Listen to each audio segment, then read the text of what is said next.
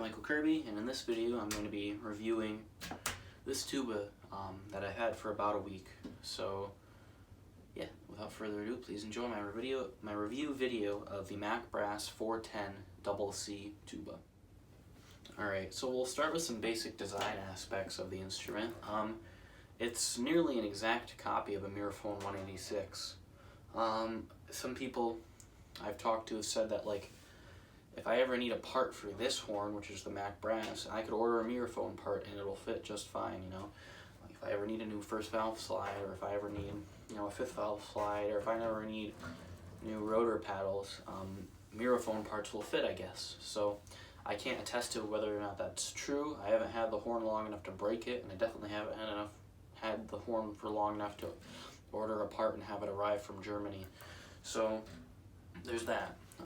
The reason I said an almost exact copy is some people have told me that the bottom bow, which is this right here, this really large bottom part, some people I've talked to have said that they think it's from a Miraphone 188, which is, of course, a very similar relative, but it's just slightly larger than the 186. So that might be true, that might not be, but that's just something I've heard.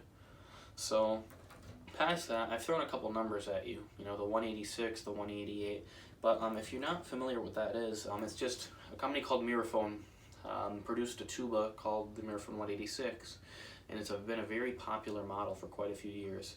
They make them in B flat and C, and they've been selling them for a while. So once the Chinese horns, once the, you know, the better quality Chinese instruments started to arise, it was no surprise that companies would be copying the Miraphone 186 design. It's probably easily one of the most copied instruments in the world, but anyway, here's what it is. The Miraphone 186 comes in both 4 and 5 valves, and this Mack Brass copy happens to be 5 valves, which is very nice. They're rotary valves, which of course means you have a paddle connected to some linkage, and then the valve itself down here. It's a 4/4 tuba, it's a full size, so to speak, but that doesn't mean that it doesn't give off a good sound. You know, this thing gives off a very large sound for what it is. Some of its notes kind of sound like a bass trombone, like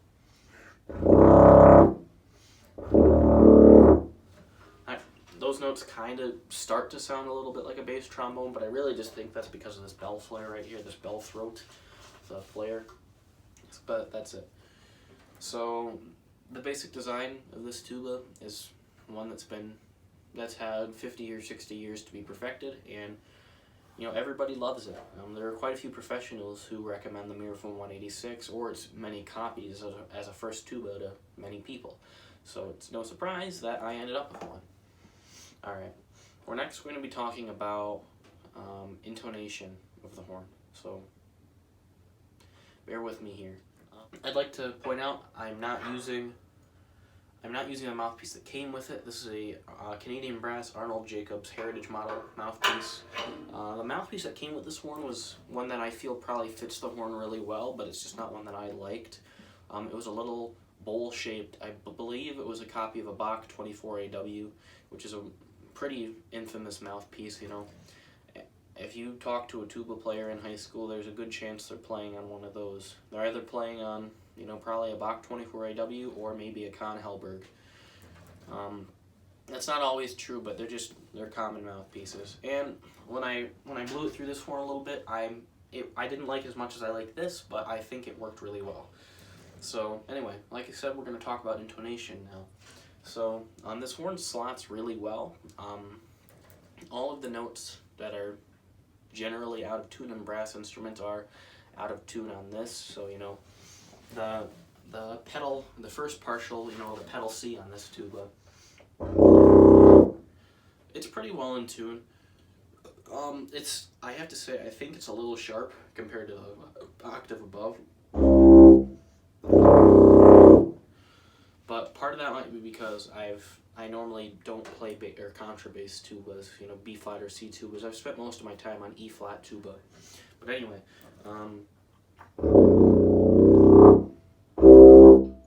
so yeah, the pedal C is a little sharp. But anyway.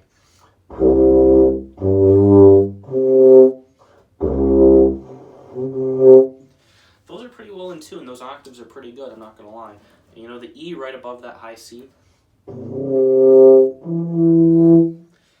it's generally in tune, but I can see after I've had a little bit of fatigue on my face that starts to go flat, which is the general pattern it's supposed to. Now, the high G above that, I will say that sixth partial G concert right there, that's a little bit more sharp than it normally is on most horns. You know, it's normally between 8 and 10 cents sharp, which is nothing that, you know, a quick main tuning slide fix couldn't do, but that's pretty sharp. So much so that, you know, my first valve rests here, but when I play that F, the F on that partial, it's all the way out. It's almost all the way out, that is. So anyway, so that high G, it's fairly sharp. I lipped it down a little bit there, which I probably shouldn't have done, but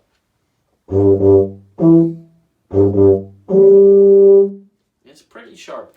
And it's supposed to ring pretty sharp. That's just how the harmonic series works on all brass instruments, whether it be a trumpet or a tuba. That note is going to ring pretty sharp.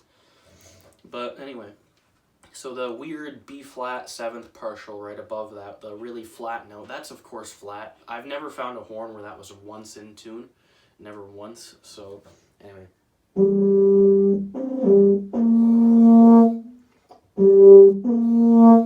That's flat, you know.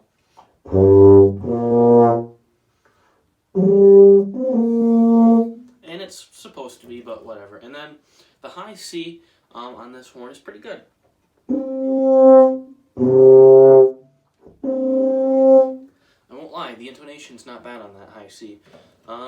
Generally, when you have a cheaper tuba, towards the high, when you start working your way into the high range, some of the intonation you can tell hasn't really been worked on. They haven't done stuff to make the intonation good, but I feel the intonation on this horn is really good. So, anyway, now, the next logical thing in my mind to talk about would be all the physical aspects of the design, but I didn't say how well it was designed. These valves are really fast. I know rotary valves generally are faster than piston valves from my experience. But these valves are really good, which is probably a feature that has been carried over from the original 186. Mirrophone tubas are known for their rotary valves. They're all really good. And me, I prefer rotary valves, so it's definitely nice that my tuba has good ones. Yeah, these valves are really nice. I've only had the horn for a week. I've only oiled the linkages and the springs and stuff once, and I've been putting a couple of drops of oil down the lead pipe like you're supposed to every day or so. So I have had to oil it a lot, but that's expected out of a new horn. So I think after I wash these valves out, after I hammer them out and I wash them, I think that this will have even better valves, if that's even possible. But anyway, now the tuning slides. So the tuning slides are all really nice. I'm using Ultra Pure Light on the 1st, 5th, I think 3rd. Yeah, 3rd, and I want to say, nope, I'm just using it on those. So I'm using a very light tuning slide grease on my first slide, my 5th slide, and my 3rd slide down here. So that's just because those slides need pulled a lot. Like I said, the intonation on this horn is good, but it's not good enough to where you don't have to pull a slide. As Chris Olka says, if you find a tuba where you don't have to pull slides, you're either really good with alternate fingerings or you're just okay with playing out of tune. So that's kind of carried over on this horn, as it really realistically should be. Brass instruments are never perfect. But anyway, the slides are really good. The ones that I want to move really well are moving really well. Because I have them greased up really good. The ones I want to stay in place, they do. Like this second, for my other slides, all my remaining ones, so my main, my 2nd, my 4th, and my other 5th valve slide, I'll talk about that in a moment. They stay where I want them to, when I need them to, Something I've kind of found is when I haven't, I know it's probably not good, but when I haven't needed my 5th valve for anything, like if I'm just warming up in my my higher range, when I'm in a higher tuba range, I've been putting my thumb right on the 2nd valve pull ring and playing like that, instead of there, because that's kind of an interesting stretch. I'm going to try to find a way to make this horn more ergonomic, and I'll share that when I do. But anyway, so I've been putting it there, and if I don't want this second valve to move, it's not going to move. Same thing with the main. Like, the main's in pretty good shape. They're very good slides, but if I don't want my main slide to move, it's not going to move, which is good. You know, different tuba players like different things out of their horns, but I want my movable slides to move, and I want my non-movable slides not to, if that makes sense. But anyway, so as I mentioned a minute ago, this horn actually has 2 slides for its 5th valve. So the more recognized, the more normal setup for a tuba is to have the 5th valve in such a way that it lowers the instrument by a flat whole step, which would be like if you pulled the 1st valve slide out quite a bit. And this tuba has that. This tuba, you have the ability to lower the horn by a flat whole step with the 5th valve. You know, that was a little bit lower than my 1st valve.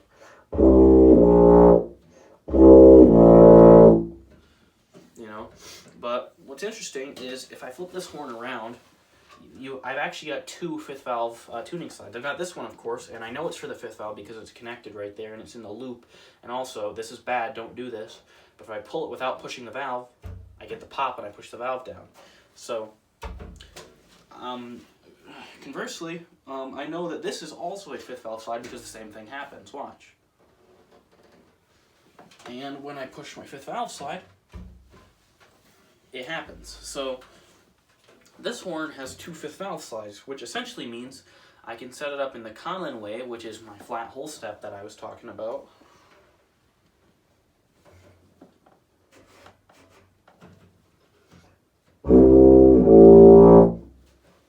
Or I can set it up in a minor 3rd, so I can set it up so it's the same length as my 3rd valve.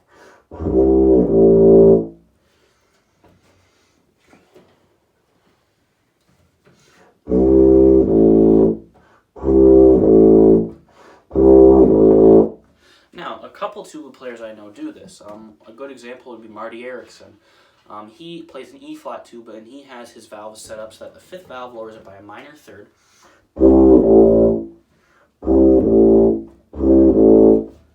And he really likes that setup. You know, I've gotten to spend quite a bit of time with him at the brass band of Battle Creek stuff. I go to all their concerts. They're pretty close to me. So whenever they have concerts, you know, those twice-a-year concerts, I go to them. And so I've gotten to chat with Marty Erickson a lot. So that's how he keeps his valve set up. And that's nice because it's just versatility. In a minute, I'm going to be talking about all the uses of this horn. I really think that this is one of the most versatile horns out there. So anyway, like I said, I'd like to talk about maybe the uses of this horn and who I think this horn would be good for.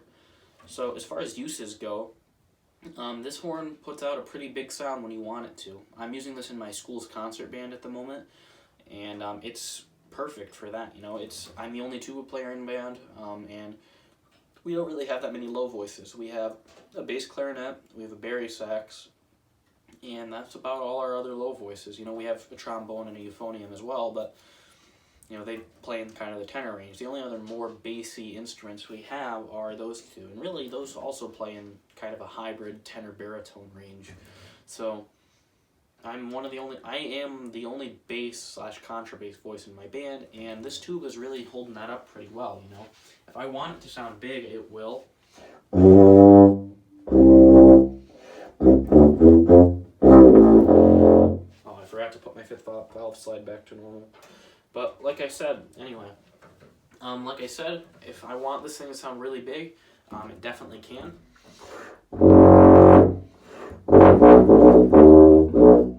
I feel comfortable using this in a smaller orchestra, honestly, even depending on what it was, depending on the seriousness of the orchestra, I'd feel comfortable using it in many orchestras, but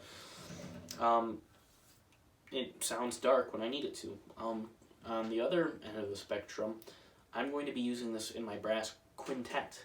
By the way, if you saw my video of the brass quartet, we added a member, and I'll be talking about that some other time.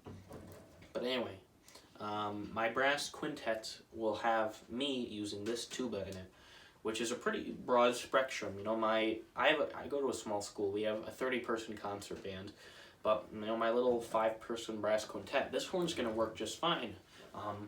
You know, if I push this horn, if I gas it, it goes strong. But if I don't want this horn to make a lot of noise, it doesn't have to. You know.